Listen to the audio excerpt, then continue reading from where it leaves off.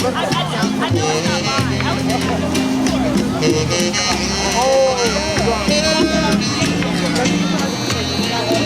but I need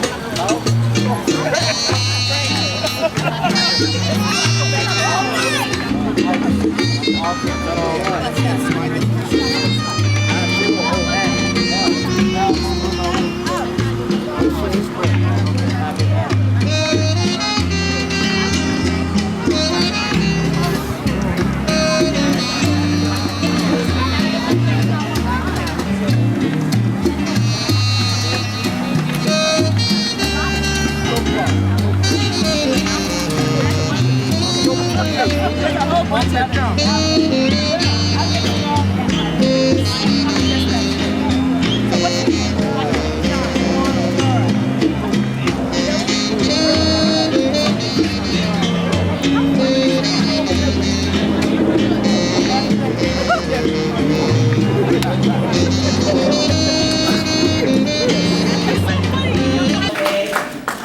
Bill is the architect, babe.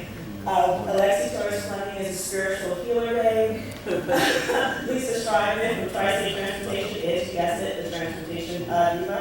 And we have also Jenny Hoffner from Partnership for Parks, and actually now Waterways and Showways, who basically is just a babe. She basically did it all. Thank you so much for that. But anyway, I'm here to actually highlight how the environmental justice movement kind of found its way to the Bronx River. His friend was running up to him and said, so did you find out what she wanted, what she wanted to know? And he was like, oh shoot, I totally forgot, maybe you can help me.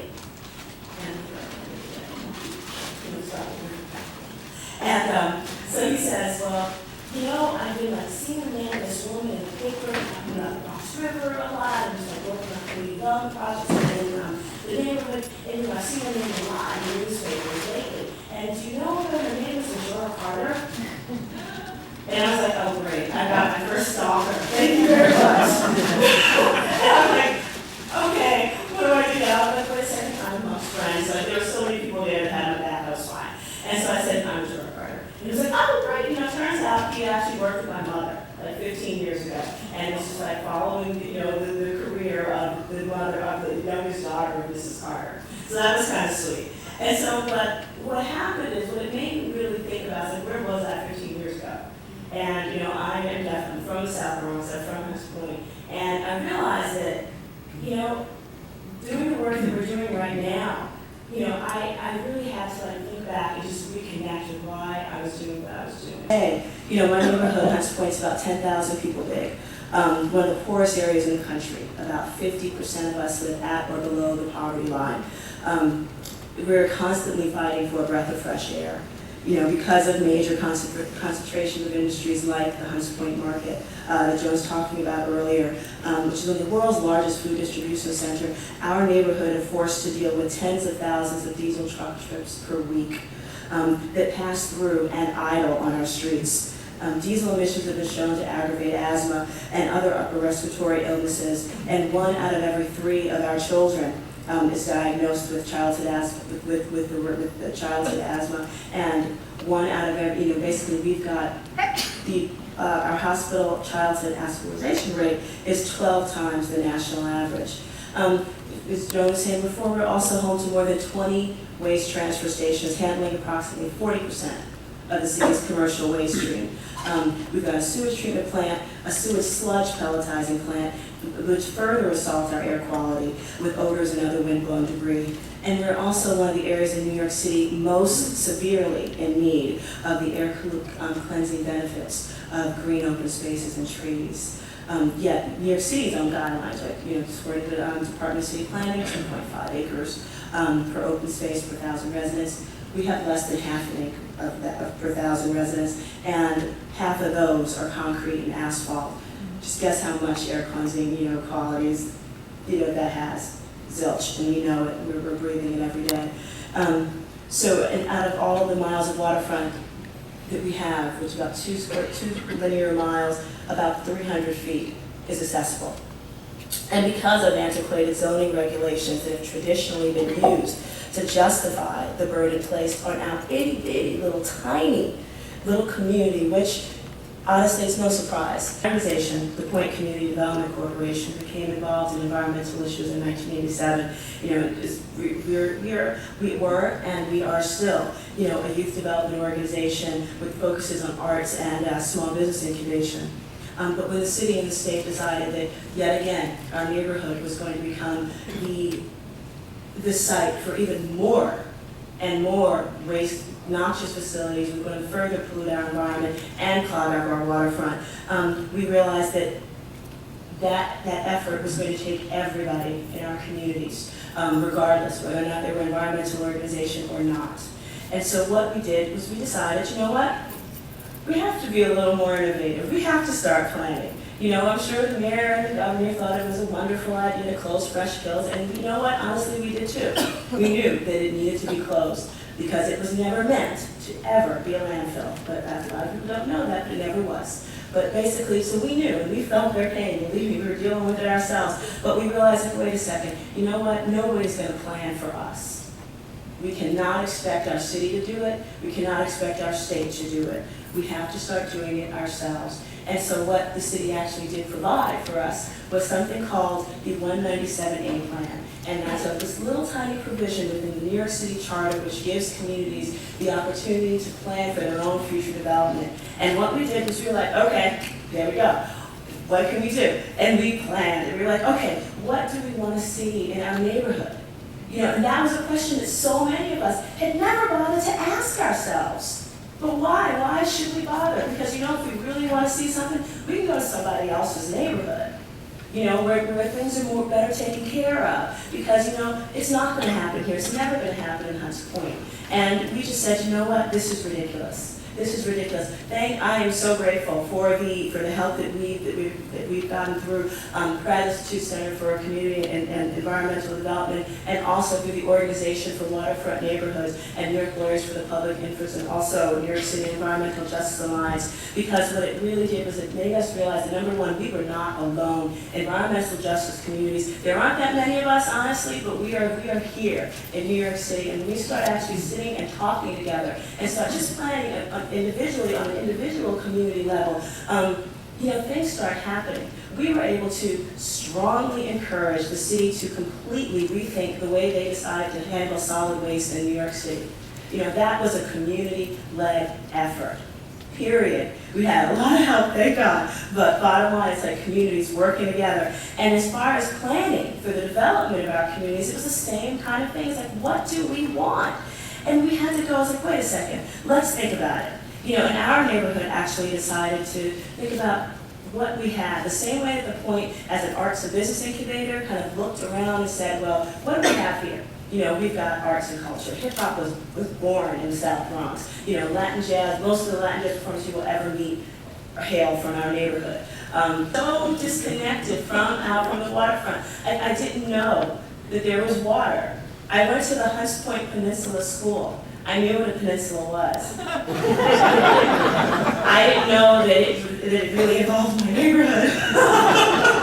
And so, you know, Jay Hoffer kept calling. She was like, oh, you know, it's like, you know, we've got this request for proposals to work on watershed development, lower reaches of the Bronx River. I'm like, she's really sweet, but I don't know what she's talking about. And so finally, you know, it happened, you know, because I had to, you know, had a dog, and we walked. And I'm walking in all this little mud all over the place, and happened to go down these like crazy little streets. And I can't even begin to tell you what it was like. So I walked down what I thought was a dead-end street and see a river in my backyard, literally. I was just like, oh my God, look at that. And then it was just like, okay, so then to go right back to the planning thing, it's like, wait a second, we're not powerful when we decide when we don't take the initiative. Believe me, my community is taking the initiative. Our neighbors, our sisters and brothers up to the north, Youth Ministries for Peace and Justice in the Bronx River Soundview area have decided this is our river, and we're going to totally work to make sure that it stays our river. And basically it's like building things like the River House, like coming up with waterfront development ideas, and actually coming up with like a mixed-use development proposal. Because there's this really stupid rumor going around that that community residents really incredible like that with something that looks so abandoned. And it was truly inspiring. And so we thought about, like, what can we do on our little river? And things came up like building an ecology center, developing an opportunity for a greenway that would go all the way around the peninsula, connecting us to Ward's Island, which is this little island between the Bronx and that, and Manhattan, and lots and lots and lots of land. It's a beautiful park. And so we're just, what can we do? And that's what we thought about doing. And basically, what happened was, and the other thing is, it was also connect us. And once we get rid of the Sheridan, because honestly, the $420 million, the community groups that are working on the river can come up with a whole lot more better opportunities, ways to spend that money. Actually, how about we work on developing a proposal that's basically used the position that we were kind of born into, mostly zoning and land use, and use it against us. There's a joke about New York City planning. I won't say who told me this joke, but basically it's just that, the joke is that there is no planning. And that's really, it's not a joke, it's sad. But unfortunately, the people who bear the brunt of that are usually environmental justice communities, at least in New York City. And so for us along the Bronx River, what we decided to do is actually we met just last week after talking about it for well over a year. Youth Ministries, the Pride Institute, Nos Quedamos, and Tri-State Transportation, and also NEJA, we formed the ad hoc committee called the Southern Bronx River Watershed Alliance. Our mission, which is still in draft form, is that we're an association dedicated to building consensus among community stakeholders for the restoration and sustainable development of the lower reaches of the Bronx River watershed and nearby communities through adherence to the principles of environmental justice. We must address the issues of environmental injustices that weigh so heavily on environmental justice communities. To paraphrase Beth Benson's statement, we can't have ecological equity unless we have economic equity. We cannot have economic equity unless we have social equity. Environmental justice demands that we have all three at the same time. Otherwise, it ain't equity, folks, just ain't. And so, basically, bottom line is I am truly inspired to be here. It's just, I have my copy of Green Urbanism and Tim Beek have decided for me. I'm very excited. And so, it gives me so much hope, to know that the possibilities that this great city of ours can actually take into account that things do happen, outside of the shores of Manhattan. Let's just get that straight. Because cool things that happen on the Bronx River, and I invite you all up to come see. Take it easy.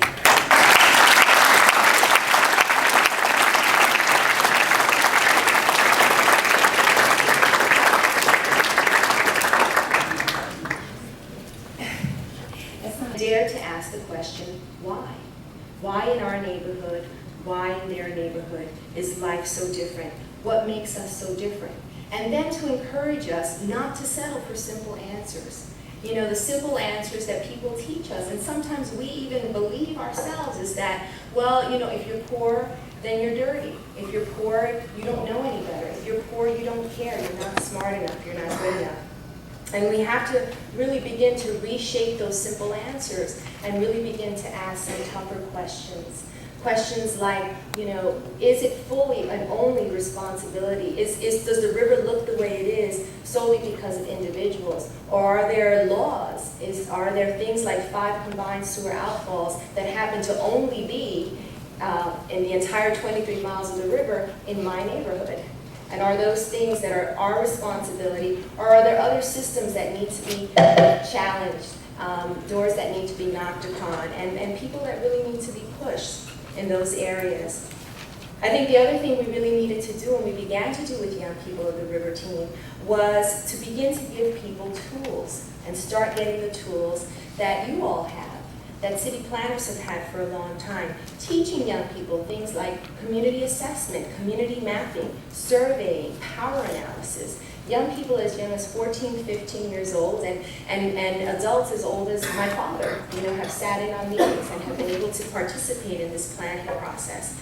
And that's a lot of it. It really is teaching individuals and working in our neighborhoods. Getting David, I remember, would come with me to meetings, and David's been working with us since he was about 14 years old, and saying, you know, we need to be fearless. We can't walk into this meeting afraid because people are going to speak a language that we totally do not understand. But we need to be fearless, and we need to be present, and we need to ask the questions, and we need to be able to find the resources for ourselves. And we need to be able to partner with other people. And I give so much thanks to people like Pratt and Tri-State Transportation Campaign. You know, I'm going to someday learn how to use, you know, maybe a computer, much less, you know, PowerPoint. And it's the best thing, you know, to go into a meeting with an elected official that hears, you know, well, here's this, you know, community group in the South Bronx, and totally expects, you know, maybe some, you know, hand-done drawings or something on a poster, and sees extraordinary presentations like the ones that Pratt has been able to put together for us. So that's really important, giving us the tools. And the last thing I think that's been most important in terms of really getting community involved is really teaching the old-fashioned organizing skills. Things that people are afraid of, things that people, you know, people don't like to hear that stuff gets done because of rallies and demonstrations and people getting upset, but the bottom line is that's the way that people have found their power for generations before me, and we continue to find our power that way. Doing community outreach, getting people out on the river and celebrations and canoeing, and seeing, you know, little children come up to me on Saturday and say, oh, thank you so much. I've never been on a canoe before. You know, and being thrilled by doing that. Doing organizing, yeah, letters and rallies, but also street theater and the arts. Some of the most wonderful plans for that river house that you saw came out of children in the 3rd, 4th, and 5th grade taking popsicle sticks and building what they wanted a river house to look like.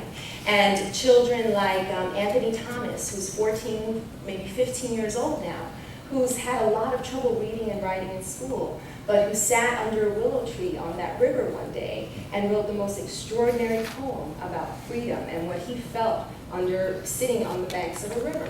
That's the type of power that projects like this give, and that's the type of organizing that community does best. Developing strategies is very, very important, and really learning how to develop work plans and putting all of those things together. Young people launched their strategy in our neighborhood last year. They call it Project Road, Reclaiming Our Waterfront. It's a 5-point campaign that includes a lot of the points that we have heard earlier today.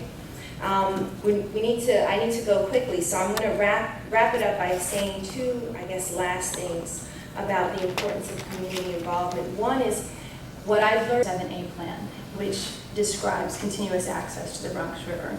Youth Ministries for Peace and Justice and the River team have developed beautiful plans for this future park, and we're actually, the Southern Bronx River Watershed Alliance will be convening design charrettes over the next couple of months in order to continue to design this park. And other organizations organized, wrote letters, held meetings, and made phone calls to their elected officials and other key agency leaders to pull the cement plant from the auction block and ask that it be transferred to parks. On the agency side, the Parks Department published the Bronx River Action Plan, which included the cement plant as a priority acquisition site. State DOT created a Greenway plan, which suggests a link south all the way to Ward's Island. And through all of these efforts from all these various different angles, the waterfront portion of the cement plant has already transferred to parks, which is a huge accomplishment, but I'll talk about it later. One other thing is that we've taken every opportunity to leverage resources to develop new partnerships, and I'll give you 2 examples. Ones that we knew about when we started, such as the Corps of Engineers. Corps of Engineers has the ability to do basically a restoration plan for the river because they have had involvement with the river before, have moved it, have had negative impacts on the river, and so we had the ability to call them back in and ask them, with the Congress member Swanner's help, to study the river and identify how we could comprehensively restore this watershed. And in that plan that they created, they identified the cement plant as one of the habitat restoration sites, a priority habitat restoration site, I think for mussels or some sort of mollusk. And then we also asked the Corps of Engineers to